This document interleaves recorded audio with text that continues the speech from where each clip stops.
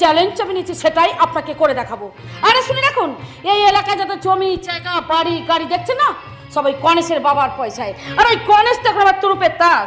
গণেশ যদি হয় আপনার তুরুপের তাস, তাহলে মনে রাখবেন ওই 52টা তাসের সব টেক্কাগুলোই কিন্তু আমার হাতে। আর জানেন তো তাসের সবচাইতে বড় চাল ওই টেক্কা। আর কি বলতে চাইছেন বলুন তো? বলতে চাইছি 25 বছর আগে এক সুনামি রাত্রে সুন্দরবন থেকে গণেশকে নিয়ে পালিয়ে এলো গণেশের আরেক ভাইকে আনতে আপনি ভুলে গেছেন। কে বললো? কে বললো গণেশ দাদু ভাই ছিল? বলুন কে বললো?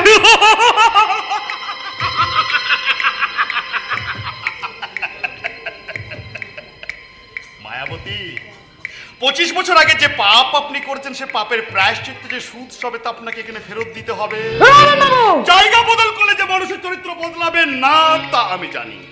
তাই আপনি যেমন ঠপের তন্ত্র সাধনা করেন, তেমনি আমিও বিস্মদ কাণ্ড থেকে নিজেকে বাঁচাবার জন্য আপনার সাধনা করে আপনার জন্মকুণ্ডলীটা আমি সংগ্রহ করে রেখেছি।